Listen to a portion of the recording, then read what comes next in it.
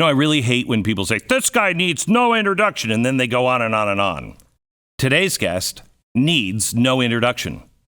Bill O'Reilly.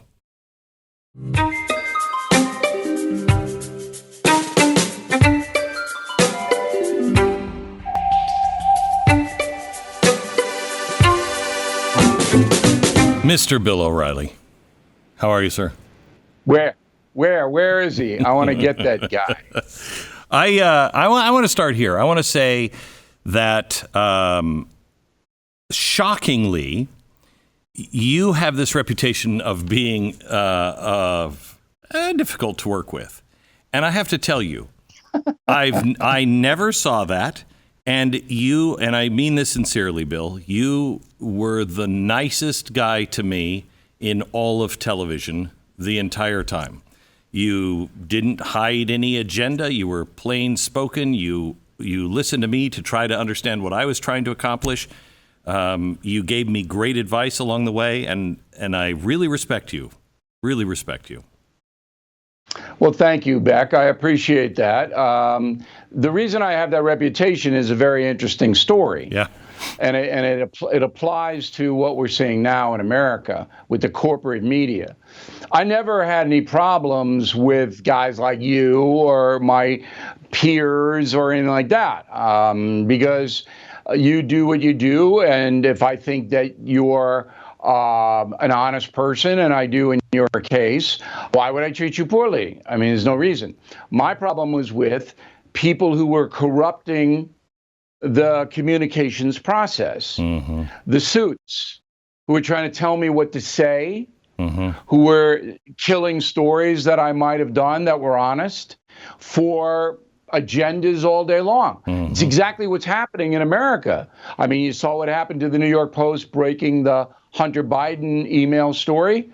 Well, NBC News, they gave it less than a minute. ABC News didn't cover it on Good Morning America. CBS News didn't cover it in 3 hours on a CBS morning show. CNN didn't cover it in 5 hours in prime time, and neither did NBC. Why? Because they were told not to.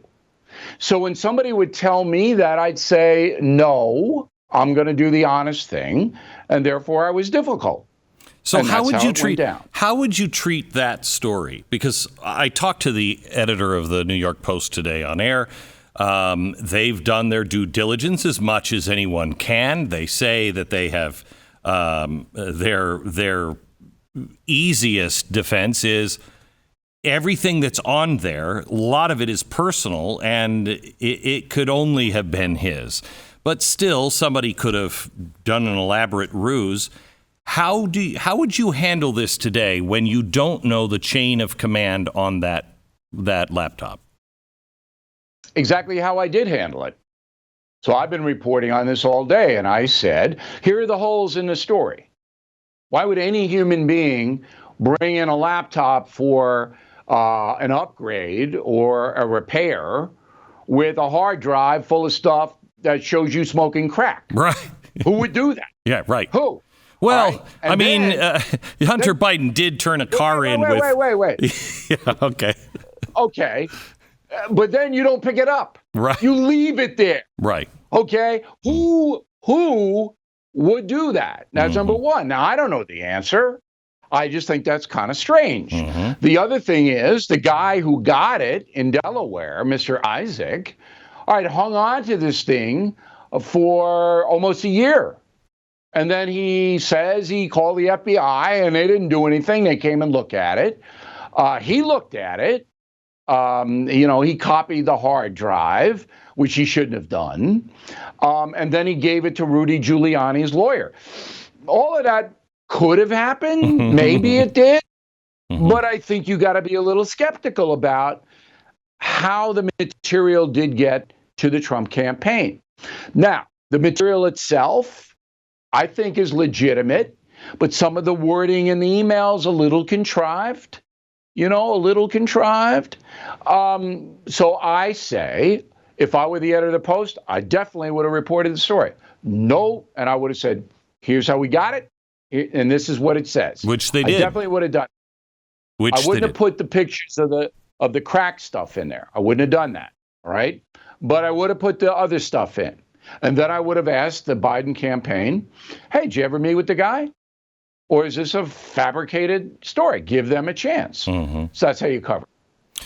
So, Bill, there are some, and I know you don't speculate, but I do. I try to tie things together and see and answer some of those questions, saying out front, A, I'm not a journalist, and B, this is my speculation. I don't know if this is true, but it does make sense if I don't know if you know the guy who is providing Senate testimony from the Ukraine. Very, very credible. He was the go-to guy for the Obama administration over in Ukraine. He testified, and last week he went in hiding because after his testimony, all of a sudden the State Department canceled his visa here in the United States. And he took that as a hostile sign. He called me last week in hiding, and he's terrified of what's going to happen because of some information that looks like it's going to come out, hopefully, soon, that he gave to the Senate. So the Democrats have it, and he believes that his life is in danger. If you're dealing with this kind of Jason Bourne kind of world, this is if somebody got that laptop in some way or another, either stole it or found it as an operative. That's the kind of thing that you would do if you were afraid of being nabbed for one reason or another. You would turn it into somebody that you thought, this person has a circle of friends that might say, hey, you should turn that into the Trump administration and turn that into the FBI. You could see that happening in a world of spooks. Absolutely. Right. Absolutely. And, I tell my audience, I believe that Joe Biden is a corrupt man. All right, that he used his position as vice president to enrich his family. I think there's no doubt about it. I mean, the evidence is overwhelming. That's what he did. Right. So U.S. Grant did that. All right. And U.S. Grant paid a horrible price for it as his brother ran around. And I'm sure you know this, Beck, because you were an ace history student. His brother ran around doing all kinds of shady deals. So Biden did it. He did it. And Hunter got tens of millions of dollars from Ukraine, from Russia, from China, because his father was vice president. I have no doubt in my mind. But in this country right now, the hatred for Donald Trump overrides that in the minds of millions of viewers. They're saying, well, we rather have the senile, corrupt guy than Trump. I mean, really, that's what it comes down to. That's insanity. It's insanity. But that's where we are. No, I know that's that. Where we are. I know. I mean, the New York Times and the Washington Post know Biden's corrupt. Yes. They know his mental acuity is questionable. They know it. But they hate Trump so much, they don't care. It's amazing to me because they even held Hillary's ankles to the fire a little bit. They didn't love her. A lot of people didn't like her in the media. So they held her kind of accountable. Not really, but kind of accountable. Here, nobody is. Nobody is. The hatred for Trump has risen tenfold since 2016. Do you think this would be any different? Do you think this would be any different if Mike Pence was the candidate? I don't think it would. I don't think they'd hate Pence as personally and as viscerally as they hate Trump. Right, but they wouldn't be digging into the corruption of Joe Biden. Do you think? Well, no. Look, the left is the left. They don't like America. They want to redo the Constitution. They want to take some of our freedoms, like the Second Amendment and the First Amendment, and change them. And they want to destroy capitalism and replace it with a big centralized government in Washington that controls the economy. So if Pence is standing in the way of that, they're going to try to get Pence. But I'm talking about the folks. So I have liberal friends, and I say to them, do you not understand that when you vote for Biden, you're voting against your own self-interest, because the far left that controls him is going to then, if they win the Senate, put in legislation that's going to gut your wealth.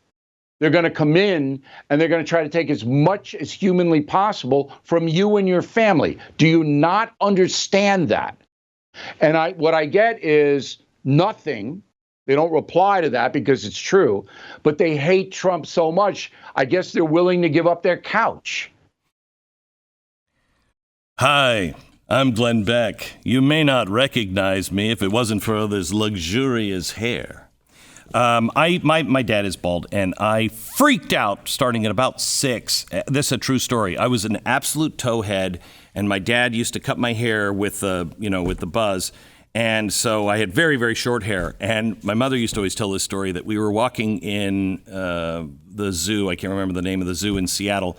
And this old lady, my mom was sitting on a bench with my sisters. My dad and I were just walking past. We were going to another exhibit, and they were tired. And this old lady sitting next to my mom said, "That poor family, it must be some sort of disease. The child's bald just like the father."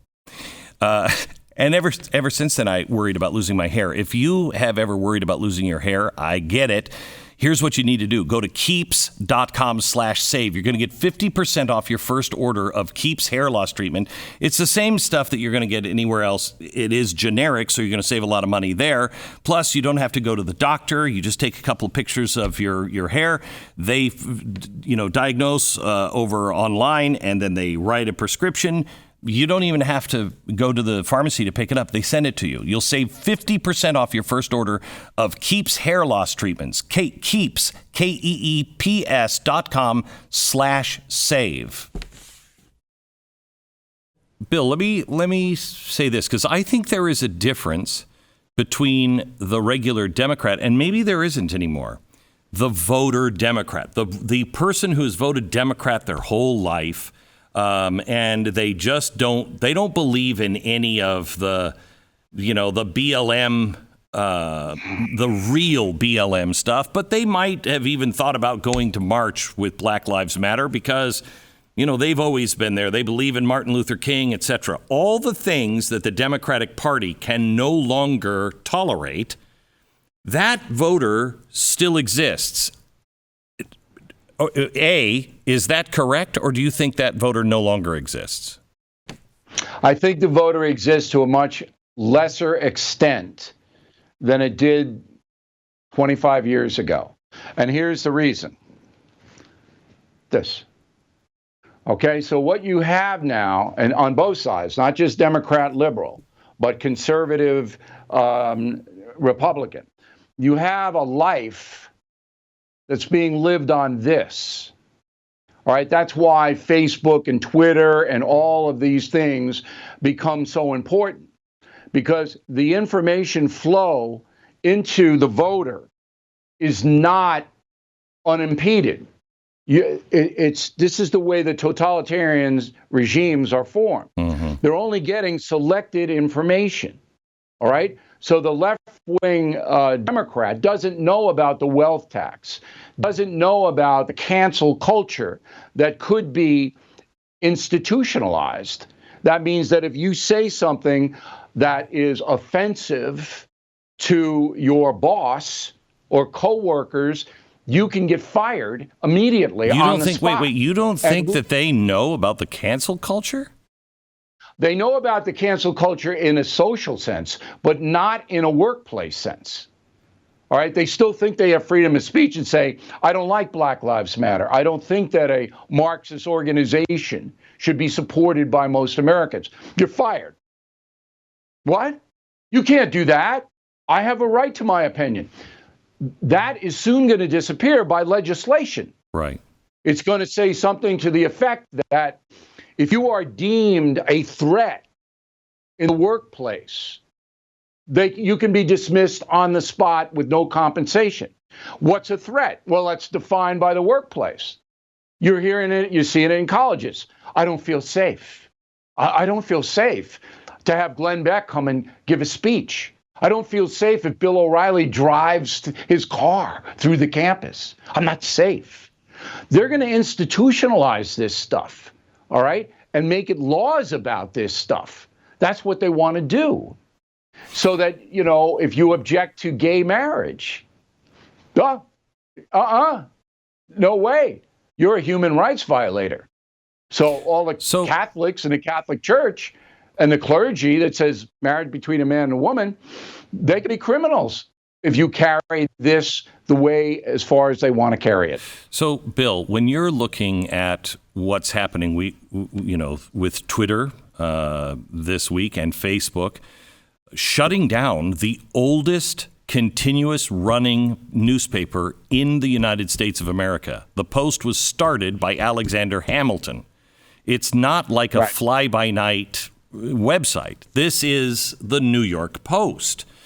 So we have Twitter and Facebook and Google moving people away, saying this is discrediting. You can't retweet it.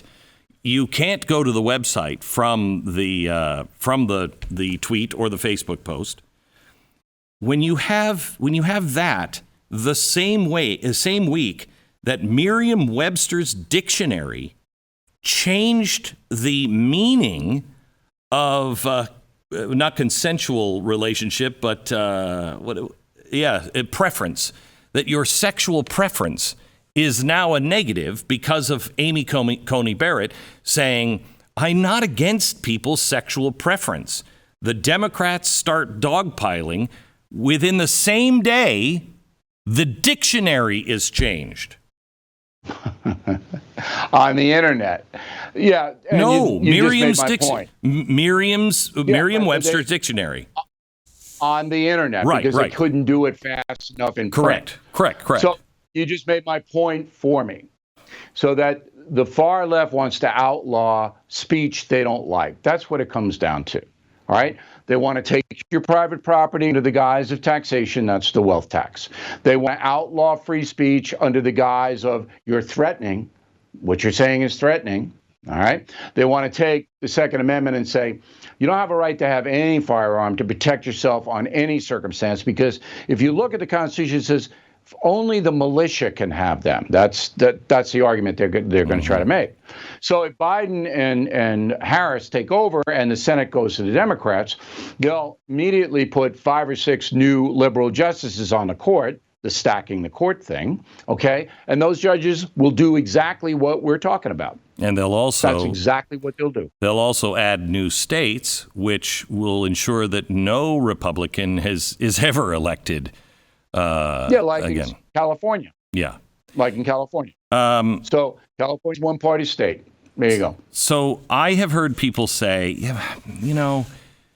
Joe Biden is going to be president, and Joe Biden's not going to be crazy. He's not going to be doing all this stuff. He's just using the left right now. I believe Joe Biden is a Trojan horse for the left. I believe the left is using him, not the other way around. Your thoughts? I don't think Joe Biden knows where he is. He didn't know he was in Ohio the other day. And I'm not saying this with any rancor at all. I've known Biden for a long time. He's not a bad guy in person. I don't think he knows what the deuce is going on, Beck. And I think he'll do what he's told. So the Obama campaign is running the Biden campaign. David Axelrod and the boys are telling him what to do and say. He's absolutely carrying out their orders. They go, Mr. Vice President, I think you're going to be in your basement today for 8 hours. He goes, okay, all right. Can I get lunch? So that's what you're going to have as president. Meantime, Kamala, hardcore leftist, you saw her in the debate go, we don't need that cash bail thing. Oh, no. And she was at one time a pretty responsible prosecutor. But now we don't need to cash bail. Hey, Senator Harris, have you seen what's happened in New York City and your own town of San Francisco lately? Have you taken a walk through the streets with no cash bail? Have you, madam? What's wrong with you? That should be the opening question to Kamala Harris by every journalist. What's wrong with you? One thing we're not going to have time to talk about with Bill O'Reilly, but I really want to talk about it because doing my research on him, I learned something I didn't know. He has two master's degrees. The guy is, one of them is from Harvard, the J.F. Kennedy School of Government. This guy is wicked smart. But you know what? What's crazy? I'm a coworker of his, and I've got 1/4 of college. Who's the smart guy now? Anyway, Ashford University. If you need a degree, if you need education for your job, at Ashford, expert faculty teaches you real-world skills from real-world experience in online classes built for your life's twists and turns. You can learn from home or wherever you feel comfortable. You can pursue a degree in one of Ashford's 60-plus programs like business administration, healthcare administration, and psychology. With 24/7 access to your classroom, daily support, and financial aid available, Ashford gives you all of the tools that you need to go from thinking about your life and what you'd like to do to actually doing it. Dream big, because Ashford University is there to help you do it. There's no fee to apply, no standardized testing required to enroll. Just go to ashford.edu/Beck. That's ashford.edu/Beck. Go there now. Some programs not available in all states. Let me ask you about, you've lived in the New York area. You were born and raised in the New York area. Bill, I have a love-hate relationship with New York. They hate me. But they hate you, Ben. Yeah, they hate me, and I love New York. It's been a dream of mine to always live in New York. I lived there for 4 years. I absolutely adored it, but I couldn't raise my family in that, and the hatred was just too much. I couldn't walk down the street with my children.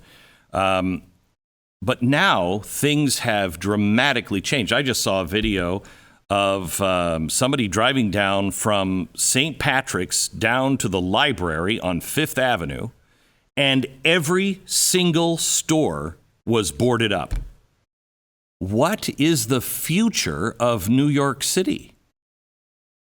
Well, de Blasio's got a year left. He can do a lot of damage in a year. Venezuela, Caracas, parallels New York. And people think I'm crazy when I say that, but I'm not.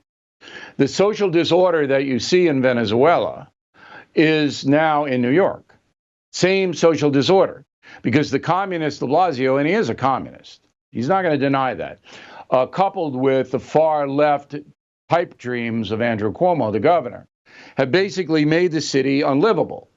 New York City is going to lose 1 million people in the next 12 months. 1 million is going to go from 8.5 million to 7.5. And almost all of the people that are leaving are big-time taxpayers, right? Affluent people, property owners, okay? Because you cannot live there, not only with a family, but if you're an elderly person. No. Look, you know Rick Moranis, the actor, right? Ghostbusters and Honey, I Shrunk the Kids. Well, he's lived on the Upper West Side in a very affluent neighborhood for decades. Okay, so he's walking down the street 3 weeks ago. Guy comes up, punches him in the face. And Moranis hits the ground, and the guy keeps walking. So Moranis goes to the hospital. He's got stuff wrong with him, files a criminal complaint. I call the precinct. And then, my grandfather was a cop. Cops like me. And I said, what the deuce is going on? He goes, the sergeant, the desk sergeant goes, we have 10 of those a day. Here, on the Upper West Side of Manhattan, we have 10 a day. People just walking down and get bang. And I said, what happens when you catch this guy? Because they have him on video. He goes, no cash bail, out. He's probably got a long rap sheet. Will he get time for hitting Rick Moranis? No. Will he get fined? No, he didn't have any money. Nothing will happen to him. That's anarchy. So anarchy has gripped New York City.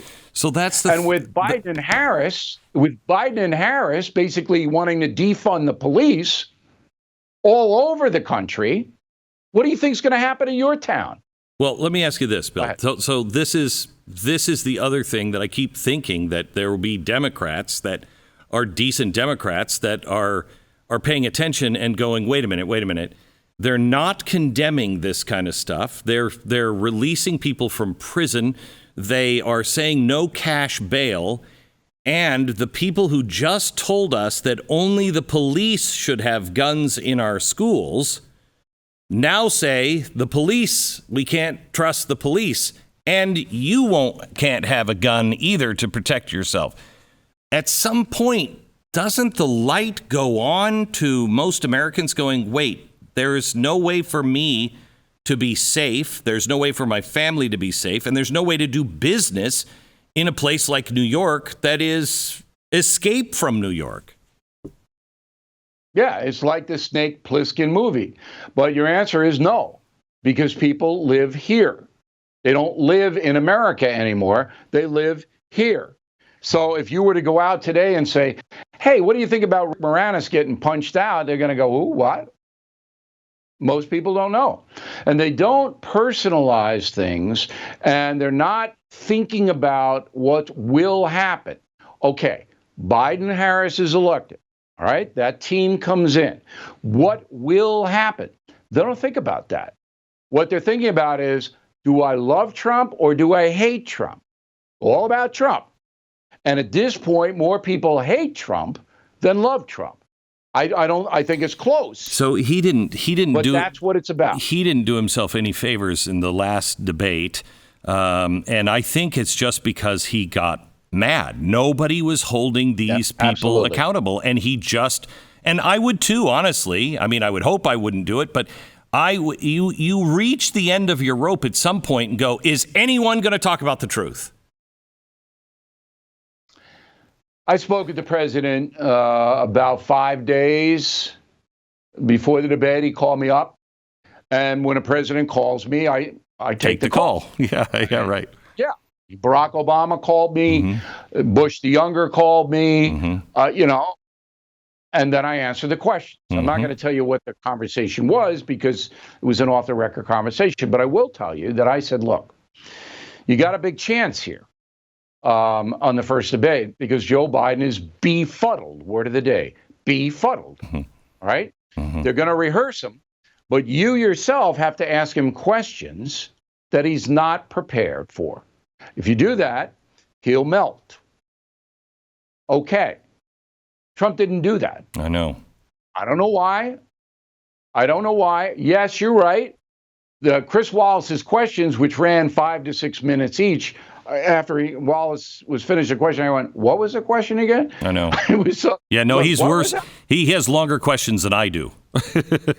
I don't know what the question was. Mm-hmm. But I told him to anticipate that. I said, Mr. Wallace is a very smart man, and he wants you to know it and everybody else. So he's going to ask you a question that runs a long period of time. Do your best to answer the question in 30 seconds, then pivot. Look at Joe Biden and say, hey, Joe, this is what I want to know. Mm-hmm. You going to do anything about all of these demonstrations? You going to do anything about them? About the looting and the burning and the killing? You going to do anything about it, Joe? Because Chris Wallace is not going to ask him that. So you have to ask him that. What do you think? Whose fault is it that we didn't have a second debate? COVID, Biden, Trump? Both of them. Pardon me? Both of them. Both of them. Because Donald Trump didn't articulate, and this is not unusual for him, why he didn't want a virtual debate. I wouldn't have done a virtual debate. All right. And then Biden doesn't want any debates. Mm-hmm. He doesn't want any. Are we going to have a third one? Are we going to have it should have been a second one, but are we going to have another one? Biden doesn't want it. Right. They don't want it. Why would he? Okay. They may be forced into it in Tennessee a week from today. Okay. They may be forced to show. He doesn't want it. They feel that there are leading and only bad things could happen in a second debate. Sure. Trump desperately needs it. Yes. He needs it. But he's got to control himself because of the women vote. I mean, guys like you and I, we don't care if he interrupts. Right. I mean, so what? He interrupted. Am I offended by that? I interrupt all day long. How can I be offended by somebody else interrupting? Right. With the women, and I'm generalizing now, and I know I'm a misogynist, they go, that's pretty rude. I know I don't want to be. Well, I thought his interrupting was it got to a point to where you couldn't hear either of them. So it became, I threw up my hands. I'm like, this is worthless. I don't know what either one of them are saying. That's true. And Donald Trump lives in a world where Donald Trump's going to do what he wants. Mm-hmm. So, and if you read the United States of Trump, I lay it out. His whole life, he's done what he wants. One guy in his life that controlled him, and that was his father, Fred. No one else. He does what he wants. And you hit it right on the head. He got angry. Bill, if I were him, and I didn't believe in the deep state. I thought that was Star Chamber kind of stuff, in 2016. I mean, I thought there were bad people and people that, had worked in the State Department. I thought the State Department was kind of a deep state. They're going to do whatever they want to do. But I didn't think it was as deep as it is. If you didn't believe it in 2016, fine. If you don't believe it now, you haven't been paying attention at all. I don't think he knows who to trust. I wouldn't trust anyone in any department in that White House. Can one man actually put a pitchfork in the monster of deep state? No, because you have too many employees that are there for life. I mean, the problem with the FBI is that it's politicized, and we obviously see that. They participated in trying to bring down Trump campaign, and then after he was elected, the Trump presidency. But you've told me actively tried to do that. You told me for a long time you trust Bill Barr. Everybody I know says trust Bill Barr, but Bill Barr's not moving. Is he a part of the problem, or is he just building a solid case and he doesn't care about politics? Or what's happening with Bill Barr? I said today on my program that Bill Barr should have a press conference tomorrow and give us an update on where he is. Is that unreasonable? No. You don't have to accuse anybody. You don't have to bring in evidence. Just tell the nation where we are. What's taking so long? When we can expect some kind of clarification of what the FBI, the CIA, the NSA, what they all did to try to derail the Trump presidency. When were we going to get that? When Trump's in Mar-a-Lago 3 years from now? Because Bill Barr is not going to be in that job. As soon as Trump loses, Bill Barr's in the help wanteds. He's out of there. Okay? So right now, he owes it, Mr. Barr owes it to the American people to bring us up to date on where this Durham report is. Now, why he hasn't done that? I don't know. I think he's an honest man, Barr. I do. But I don't know why he hasn't brought us up to date. Quickly, because I found the hearing so boring.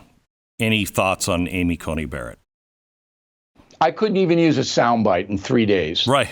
I had no sound bites. Yeah. I mean, unless if you were looking for something salacious, nothing. But if you were looking for, we investigated her. What'd you say? We investigated her separately. Yeah. Which I now do on almost every big story, because you obviously can't trust. You can't trust anything. No, you got to do it on. So here's the profile on Judge Barrett.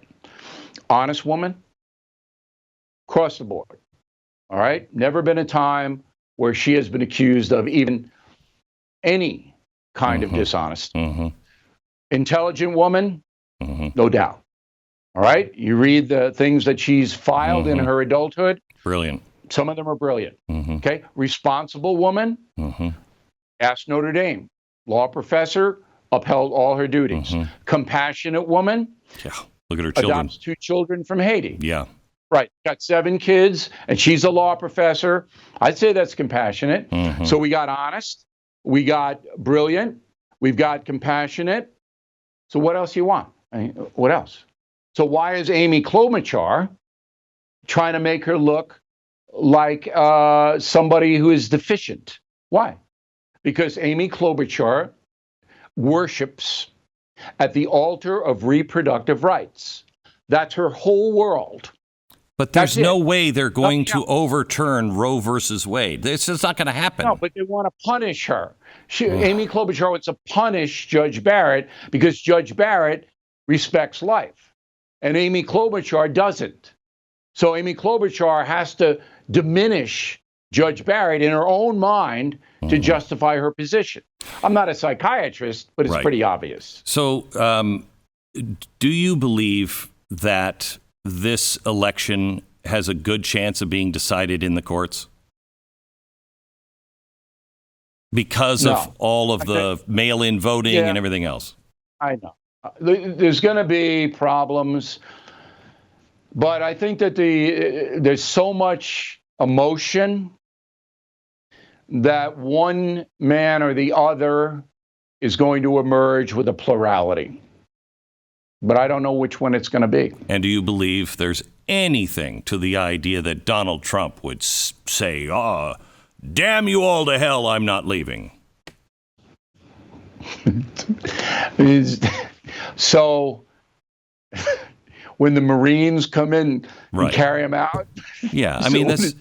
I think if he loses, he's going to leave and start his own television network and say, "I'll just." That's good. Right? I mean, why would you stay? Yeah. Why would you go to prison and stay? I mean, that doesn't make any sense. He's not going to listen. He's not irrational. He's not an irrational man. If he loses, he's going to yell and scream for 2 months, and then he's going to leave. And as you said, might start a media company. He's certainly not going to get down to Dallas and paint like Bush the Younger. Yeah. That's not going to happen. No. Because he's an attention junkie. Yeah. Trump's an attention junkie. He needs attention. So he might buy the LA Lakers and fire LeBron. Right. But he's going to do something big. And then the New York authorities are going to try to make his life a living hell. That will absolutely happen. So he may pardon himself before he leaves. I wouldn't be surprised. So he doesn't have to go through all that. To me, that's amazing. We become a banana republic. I mean, Mike Lee said to me one time, I said, why are we not prosecuted? I think we should have prosecuted Nixon. And he said, Glenn, that's what banana republics do. And he said, once you do it to one side, the next side is going to be so angry, they'll do it to the next side. He said, you got to walk away. I've never been comfortable with that.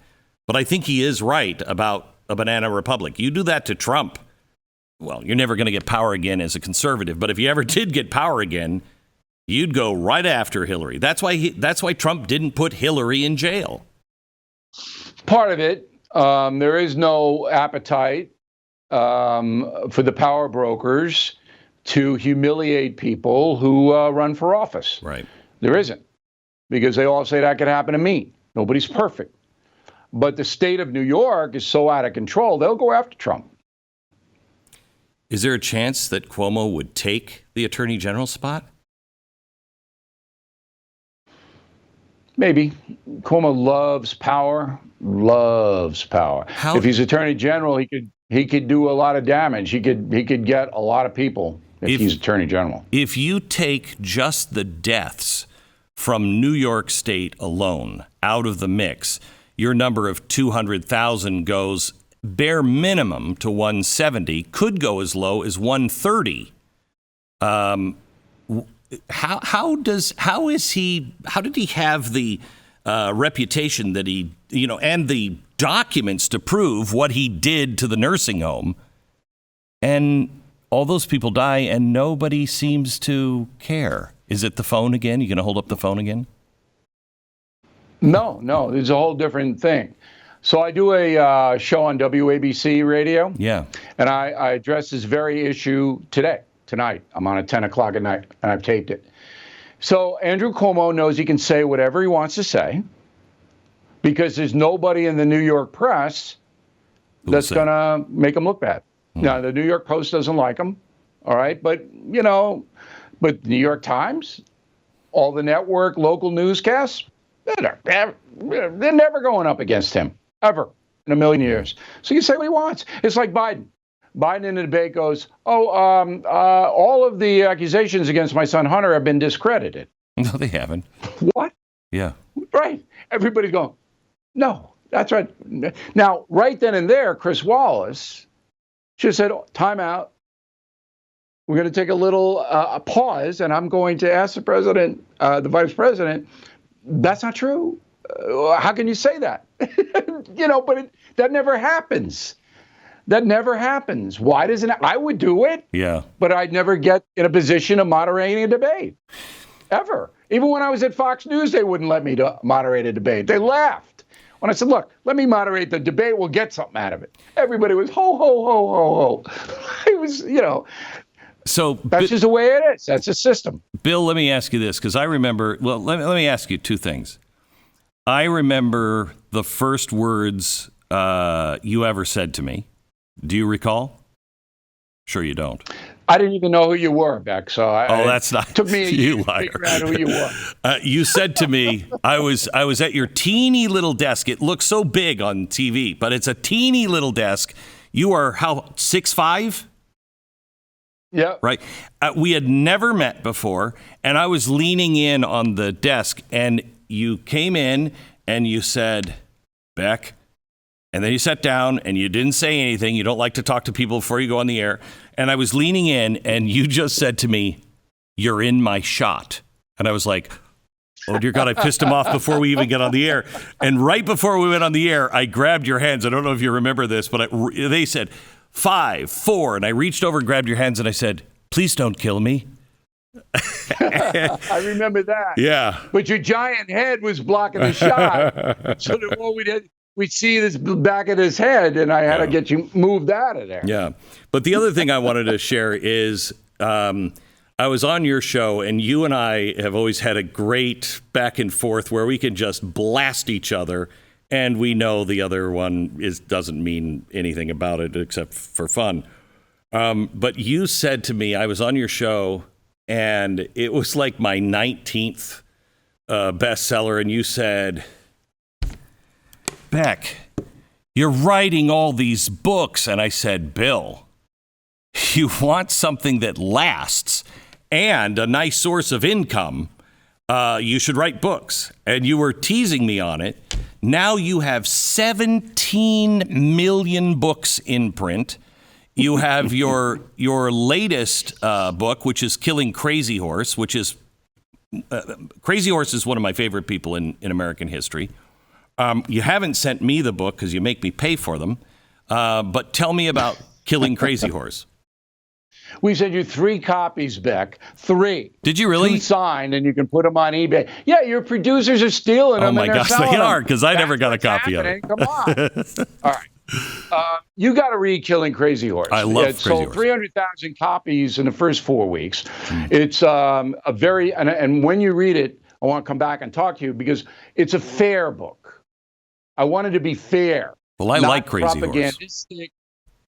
So do I. He's brilliant military commander. Right. He was not the chief of the Oglala Sioux. Mm-hmm. Most people think he was the chief. No. He wasn't. Sitting Bull was the chief. Right. And Sitting Bull never fought in a war. Never. It's like Dwight Eisenhower in Killing Patton. Right. Eisenhower was the supreme commander, never fought in a battle. Right.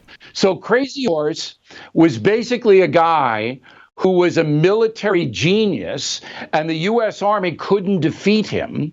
So they sent Crazy George Custer out, a hero at Gettysburg, to get him. And Crazy Horse relished the fight. All right? He wanted to go up against Custer.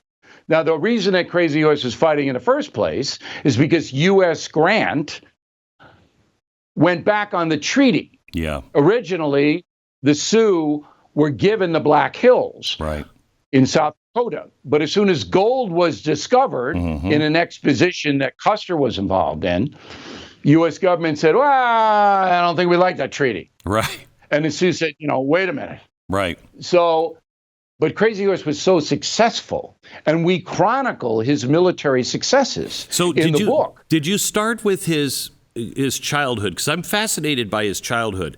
He was, he got the name Crazy Horse. Crazy Horse was actually his father's name. He bequeathed it to him after an event. As a child, he was out in the woods with 2 of his friends. The people were starving in his tribe. The buffalo were becoming more and more scarce.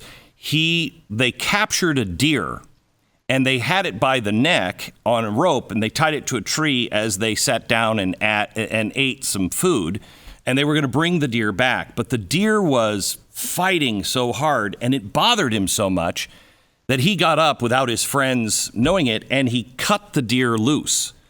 And that was his first framing of nothing should be captive, which he thought reservations, people were being held captive.